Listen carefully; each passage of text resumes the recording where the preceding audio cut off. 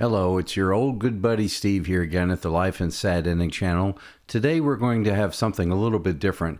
I've asked some guest podcasters to come onto the show, and they're going to speak about the life and career of Gloria Grahame. She was most famously in that film Oklahoma, and It's a Wonderful Life. And now our presenters for today, Jack and Diane. Welcome back, everybody. We're doing a deep dive today into the life of Gloria Grahame. Oh, yeah. A Hollywood actress whose story is really fascinating. Yeah. And really complex. Yeah. And it's really a story of career highs and lows. Mm-hmm. 4 marriages. 4. Yeah. Wow. One was to her former stepson. What? Yeah. Can you believe that? No. And also, sadly, her battles with her image. Right. And with cancer. Mm-hmm. Yeah. So it's a really interesting one, I think. What do you think? Oh, for sure. She was like a true product of Hollywood's golden age. Yeah. And her journey really shows us the expectations and the pressures, especially for women during that time. Definitely. So let's sort of like set the stage a little bit. Okay. So her career started on Broadway, Okay. and she caught the eye of, Oh, here we go. Louis B. Mayer, She's a big guy. head honcho at MGM. Yeah. And that led to like an MGM contract, Mhm. which, back then that was like the dream come true. Yeah. The- It's a pinnacle. Yeah. And then she snagged some iconic roles Yeah. right out of the gate. Wow. Like, who could forget Yeah. Violet Bick in It's a Wonderful Life? Oh, yeah. Of course. A holiday classic. Holiday classic, yeah. But here's the thing. Right. Even with that amazing performance, Right. MGM didn't really see her star potential, Oh, wow. and they ended up selling her contract to RKO. I mean, talk about a missed opportunity. What a missed opportunity, right? Mm. But maybe it was a blessing in disguise, Oh. because RKO is really where Graham found her niche. Mm. She became like the queen of film noir. She did those roles Yeah. with those like morally ambiguous, Yes. seductive characters that we still think of her for. Totally. Like that was her genre, Absolutely. It was a genre that just like fit her perfectly. Yeah. Her looks, that air of mystery and danger. Yeah. Absolutely captivating. And it didn't go unnoticed, her talent. Right. She got an Academy Award nomination for Crossfire When was that? in 1947. Oh, wow. Yeah. So early in her career. I know, right? Her first nod from the Academy. Wow. So that's incredible. Just solidifying her place, right? Yeah, As a star exactly. in Hollywood. Then we have her collaboration with Oh, yes. Humphrey Bogart The Legend. in A Lonely Place. Oh, I love that movie. Oh, it's so good, right? Yeah. In 1950, Okay. it's considered one of the best film noirs, like ever. Oh, definitely. Right. For sure. But here's the kicker. Okay. It was not a box office hit at the time. Really? And get this, What? Howard Hughes, who owned RKO at the time. Howard Hughes, as in The Howard Hughes, yeah. The Aviator? Yeah, apparently he never even watched it. I didn't even know he owned a studio. Yeah, the eccentric billionaire. But Recluse, Yeah, he owned RKO. right. Crazy. Yeah, so... So wait, back to Gloria Grahame. We have to talk about her Oscar moment. Oh, yes. The Bad and the Beautiful. Yes, her win for Best Supporting Actress. Her win. Well deserved. 1952. Yeah.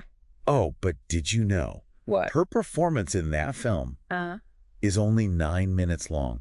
9 minutes 9 minutes to win an Oscar. to win an Oscar. Like, talk about making every second count. That is amazing. You don't need a ton of screen time, right? We know it's all about impact. Yeah. She held the record for the shortest performance to win an acting Oscar Wow. for a really long time. Yeah, she really made an impact. Yeah, and then she just kept, like, landing these amazing roles Yeah. that really cemented that femme fatale image. Mm, Like, Irene Neves in Sudden Fear, okay. Debbie Marsh in The Big Heat. Oh, the big heat. Yeah. Remember that scene Lee Marvin throws hot coffee in her face? Oh, yeah.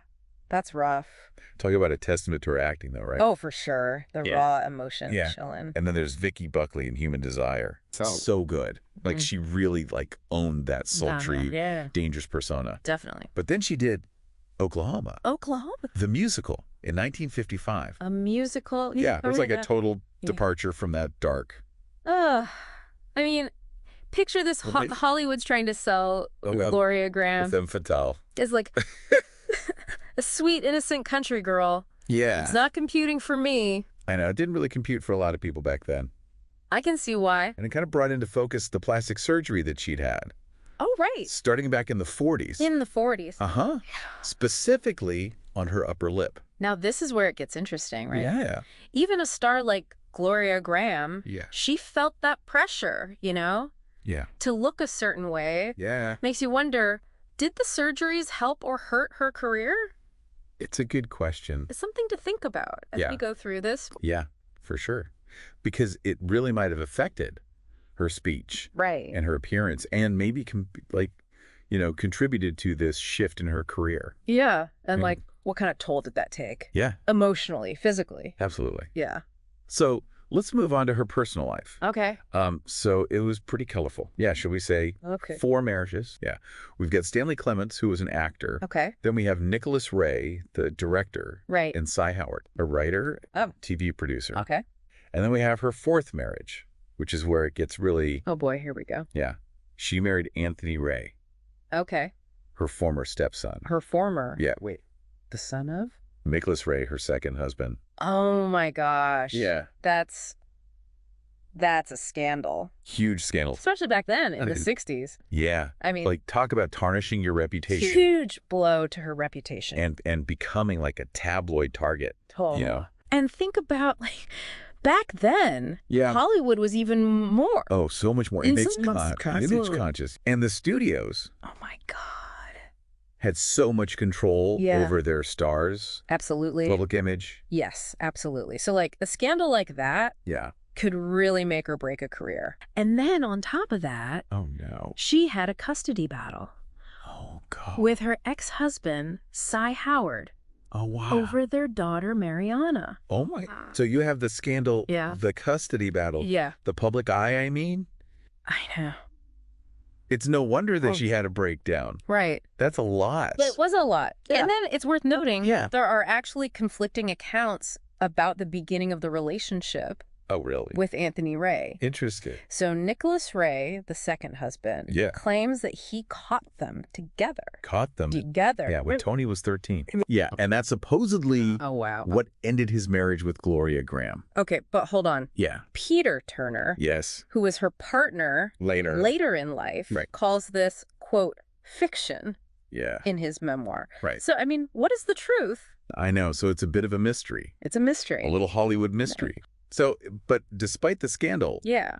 the marriage to Anthony Ray was actually her longest, Oh, really? almost 14 years. Okay. Yeah. So we have Stanley Clements. Yeah. Nicholas Ray. Yep. Cy Howard. Uh-huh. Anthony Ray. Uh-huh. And we can't forget And Peter Turner, Peter Turner. who was her partner from 79 to 81. Okay. And he actually wrote a book about their time together Oh, cool. called Film Stars Don't Die in Liverpool. Catchy. Yeah, which was later made into a movie Oh, wow. starring Annette Bening Really? as Gloria Grahame. Wow. I didn't know that. Yeah. So speaking of her later years, Yeah. in 1974, Uh-huh. she was diagnosed with breast cancer. Oh. Yeah, devastating. But Yeah. here's the thing. She chose a holistic approach Realistic. Yeah. to fight it. Okay. So she combined radiation Uh-huh. with diet changes Okay. and alternative remedies. Okay. And it went into remission. It's amazing. Isn't that amazing? Yeah. But sadly, the cancer returned in 1980. Oh, no. Yeah. And this time, she refused to accept the diagnosis Really? or seek treatment. Wow. And instead, she kept working. She kept working. She traveled to England for a play. So wait, she chose work over treatment. Yeah. That seems like almost self-sabotage. I understand like the dedication to her craft, Yeah. but Yeah. yeah, But it's hard to wrap your head around. it's tough. Yeah. I don't know. What are your thoughts? I mean, some might see it as a denial of her illness. Right. Right. Others might see it as like Yeah. an unwavering commitment Right. to her art. Mm. Maybe it was a way to kind of like Yeah. exert some control, in the face of her own mortality. Right. It's hard to say. It's hard to say for sure. Yeah. But her family eventually convinced her to come back to the U.S. Okay.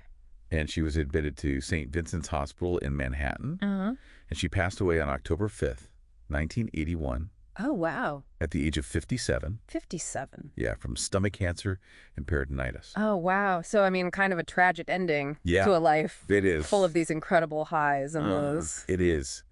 But her legacy lives on, right? Of course. She has a star on the Hollywood Walk of Fame, Mm-hmm. and there's a community room dedicated to her at Manhattan Plaza, Really? where she lived at one point.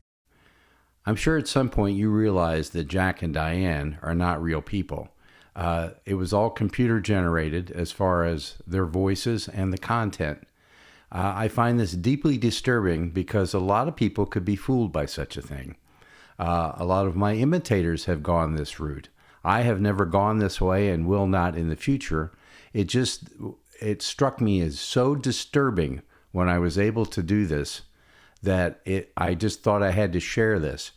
A lot of people would think those were real people talking. Computers are out of control. AI is here. It's a new world. And I'm not sure exactly how to accept this.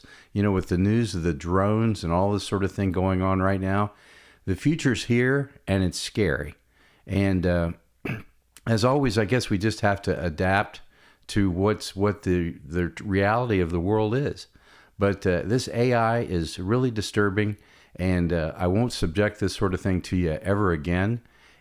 I found this stuff so believable. At first, it just kind of blew my mind, and I wanted to share this. But as I say, I won't ever be doing this again. It dehumanizes everyone, I think, doing things like this. And YouTube is flooded with videos like this now. Maybe even 60, 70, 80% of the videos you watch will be this sort of content, and you may not even realize it. So once again, thanks for watching, and I'll see you again next time, unless AI brings about my sad ending.